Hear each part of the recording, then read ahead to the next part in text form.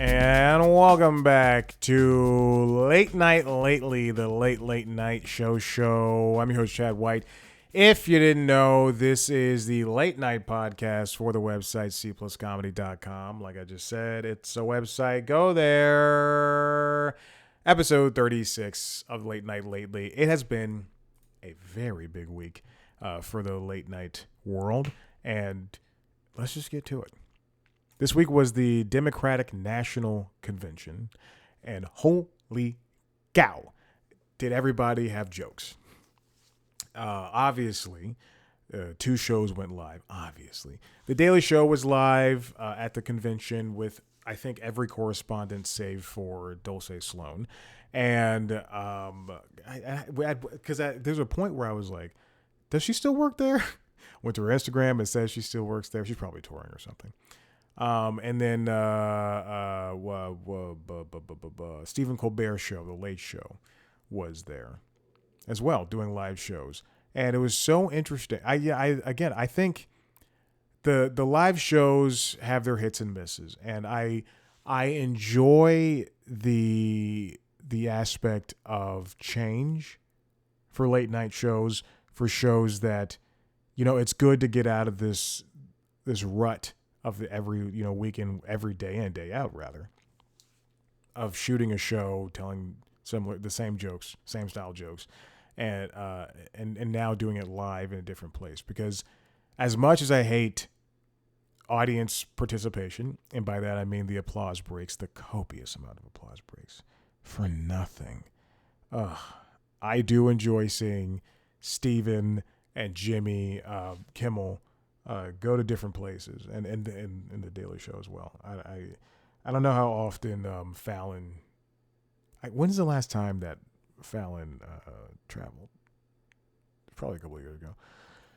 Anyway, and even the idea that we'll talk about this in a second, but doing a live. Oh no, we're doing that next week because I had to move ideas. But even the idea of doing. Or move topics. Even the idea of doing like a live episode just from your own studio is still good. So before we get to that, RuPaul hosted Jimmy Kimmel Live, and I'll tell you again, it's these. I'm glad he gets time off. Kimmel is baked that into his contract, whatever. I'm glad he gets time off, but it is. I've watched a lot less Jimmy Kimmel Live in this summer than I typically do.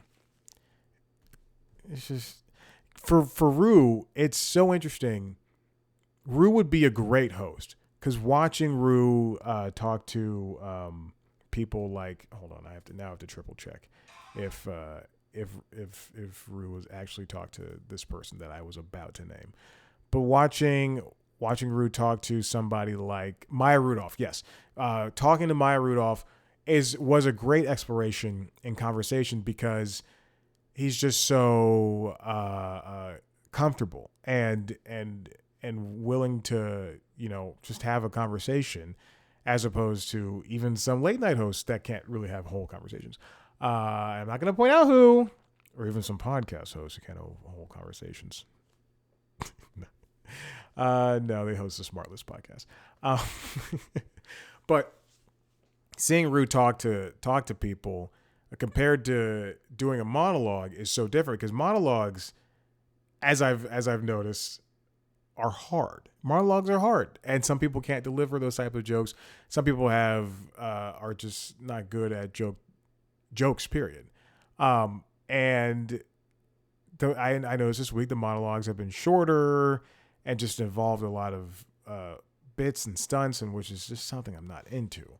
But anyway, Ru talked to Maya Rudolph and Coleman Domingo and Sanaa Lathan. Is just a good week for that show, but just a different show.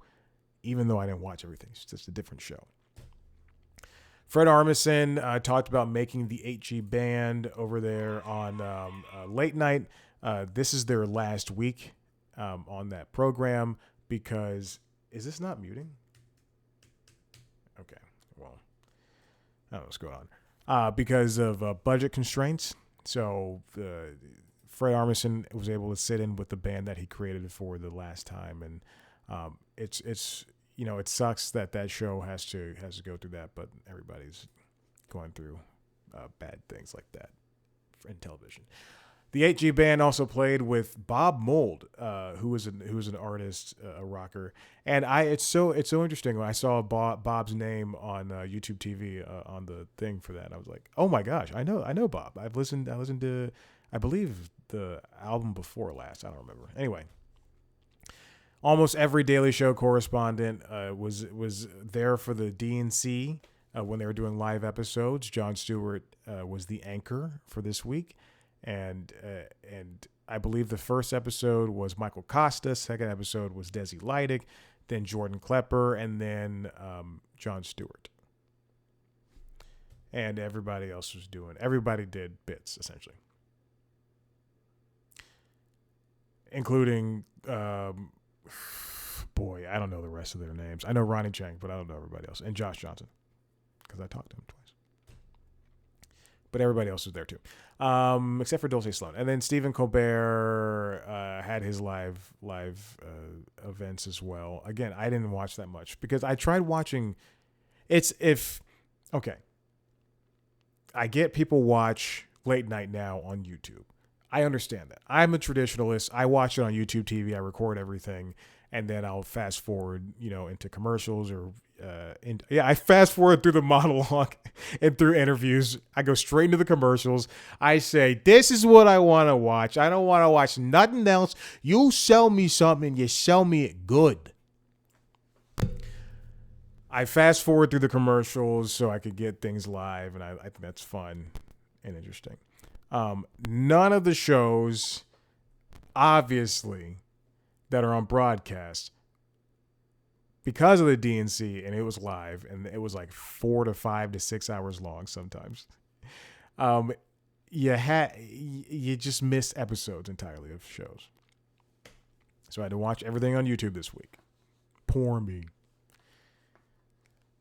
And which means that I did not watch. And when I was watching, some Colbert monologue, and people were just clapping for him saying, I'm hearing, we had Chicago pizza.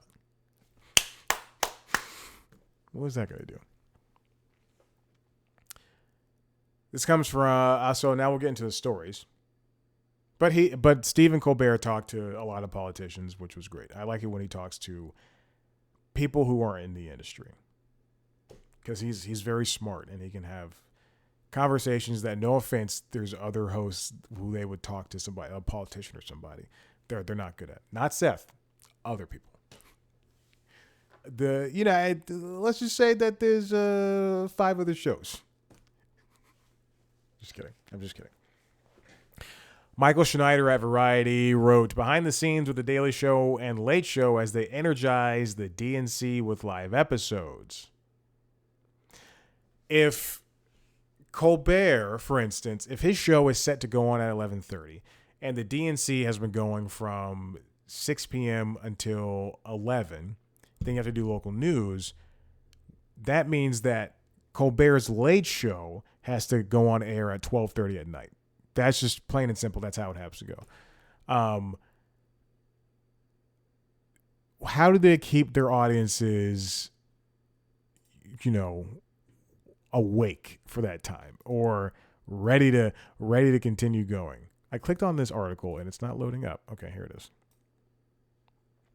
Michael Schneider also wrote for Variety how Colbert's Late Show kept his studio audience entertained as Biden's speech and a lengthy DNC night delayed airtime. Like they went off the air at 1 a.m. Central Time. The Stephen Colbert Show. The Stephen Colbert Show. People wait for these tickets. They're just excited to even get in. You can't line up until 6 p.m., although on Monday, fans were in the line as early as 4:45. The show doesn't start until 11:35, which means 10:35 Central Time. Biden didn't start his speech until 10:30, which means the Late Show didn't start until 12 a.m. Central Time, which is 1 a.m. Eastern Time.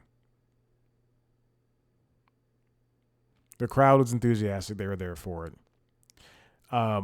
The Late Show was at the Auditorium Theater, which holds about 4,000 seats, which is, boy, I couldn't understand even being. They would show the balcony sometimes, and I couldn't even believe it. Where was the Daily Show? The Daily Show apparently was very far away from the DNC. I'm at the other article now. The first one. Jen Flans, who's the executive producer and showrunner of The Daily Show, said she loves the live shows because they really infuse the energy of what just happened. But we're not a news show, and in order to comment on the news, you need a little bit of time to digest it and write a more focused take of what the previous night was. That's what The Daily Show does. They stay up all night, and then regroup at 8:15 in the morning. Wow, it's crazy.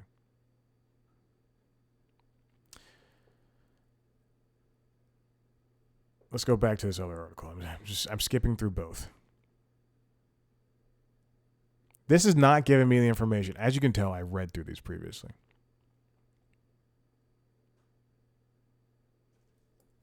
Nothing. This is not giving me anything that I needed. Wow. Okay, so when audience members, this is exactly what I thought was going to happen. At 8 p.m., audience members are basically sent to their seats. The show pipes in the convention for people to watch as they wait. The Late Show team is going live in order to react in real time, blah, blah, blah, we know. When the DNC ends and the CBS goes to local news, that's when Late Show's warm-up comedian comes out and gets the crowd pumped. This is exactly what I thought happened. Why did it take so long for this article to get to this? Schneider, you're screwing up.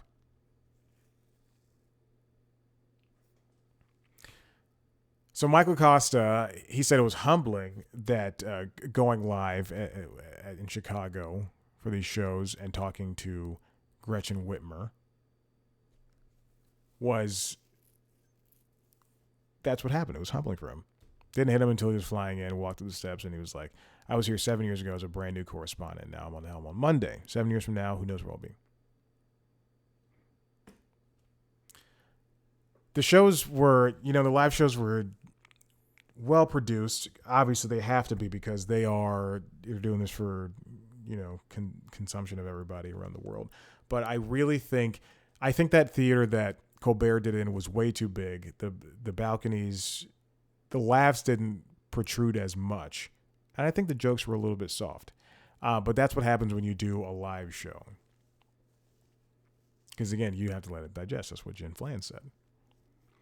I think The Daily Show did it well. I think the jokes were hit a lot harder. Mostly because that's what that show is allowed to do as opposed to a Colbert, a late show that they can't really go too much into, the black comedy territory. Everybody mostly commented on the same thing. I wonder, what it's like being a writer and sitting through Kamala's speech. And that's an hour long. And you have to parse out 30 seconds of what she said and make something funny with it. And how that works for them. I think these shows were well done. I don't necessarily know if Colbert's gone live a couple of times this year, and it makes me his audience is so into him. I think that they would just laugh. And the same thing for Stewart. I think that people would just laugh at anything that they say, and it was nice to see it happen. But it's in some ways, I was more enthusiastic about the first 3 days of the week for the Daily Show in particular, with Michael and Desi and Klepper, as opposed to even watching Stewart or any second of Colbert. But Colbert did have a chance to talk to Hillary Clinton. And if you've never been to a late night show, they basically shoot in real time. So if a show is like, if an episode is like 40 some odd minutes, they're probably shooting 40 to 20 minutes. Excuse me, 40 to 60 minutes. And with these live shows, you don't get all that extra stuff. If an interview was 10 minutes, it's 10 minutes live. If an interview was 10 minutes, recorded, then maybe it was 12 or 15 minutes and they just cut some stuff out. But you can only ask so many questions. And I think that's what the editing was kind of what was missing.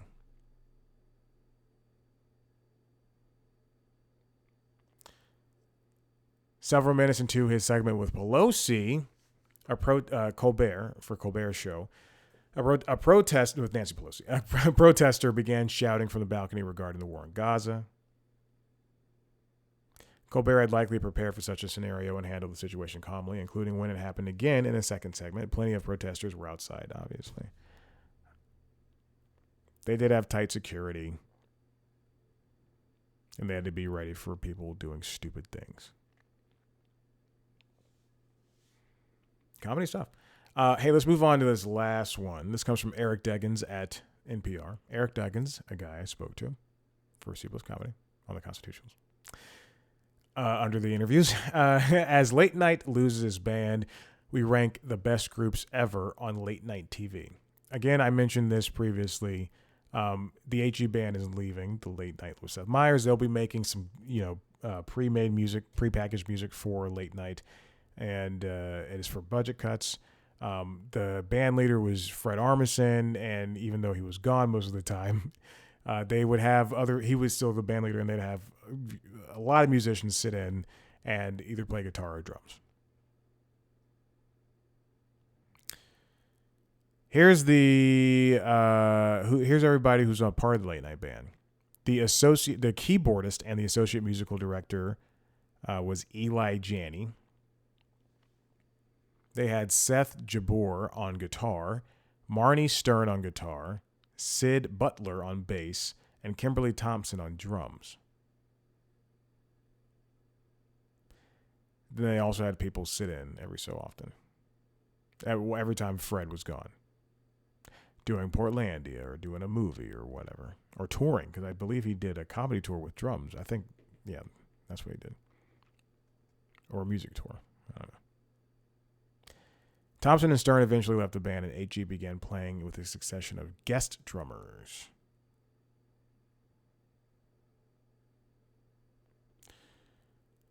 The group's last appearance was this previous episode, this last Thursday. And then they rank the bands. Oh, the NBC Orchestra is number 2. Number 1 was Late Night, The Most Dangerous Band / CBS Orchestra. I think I'd probably give them that. I'd probably give them number 1, and then NBC Orchestra, which is Carson's band, number 2.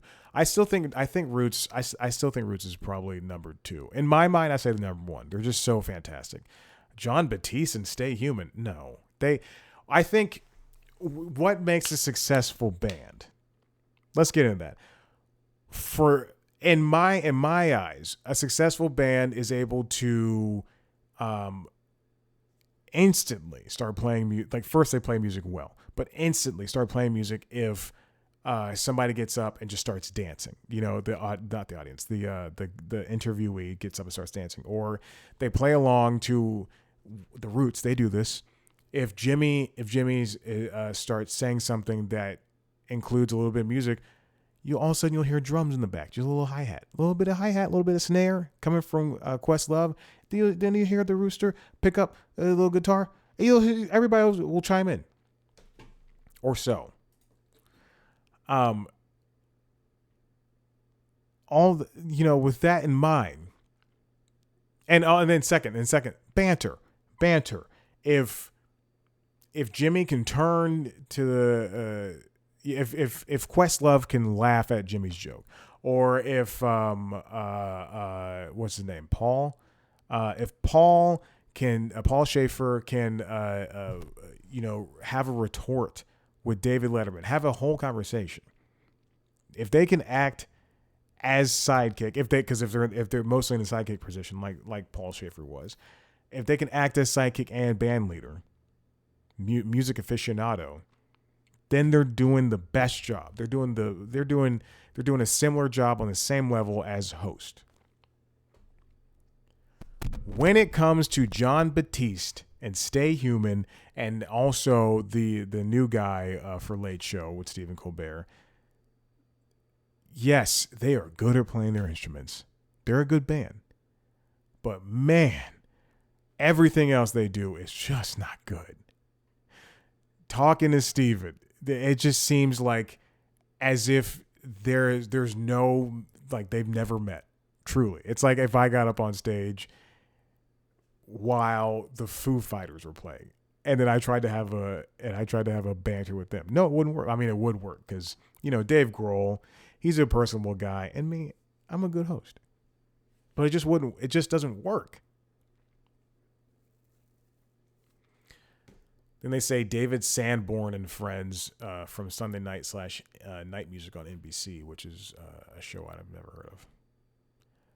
They didn't even put, holy cow, that's the end of the list. They didn't even put the Basic Cable Band from Conan. Are you kidding me? Ugh. Ridiculous. But Late Night's gone. I mean, Late Night, excuse me. Oh, God. Knock on wood. The HE Band is gone. And they won't be coming back. But they did prepare some canned music, I believe. Prepared music, whatever, for the show. Speaking of things that are canned, listen, if you like what you heard here, head to the website, cpluscomedy.com, where I talk to your favorite famous people. You can also listen to the other podcasts. If you want to see a video version, if you want to see a video version of this show, go to youtube.com/cpluscomedy, where you can see video versions of the other shows. The Constitutionals podcast, which is the entertainment business news podcast, and LinkedIn Logs, which is the jobs podcast. You can follow us on TikTok, Twitter, Instagram, and Facebook at C Plus Comedy. Me on those platforms at Chad Blackwhite. Thank you so much for listening. Bye.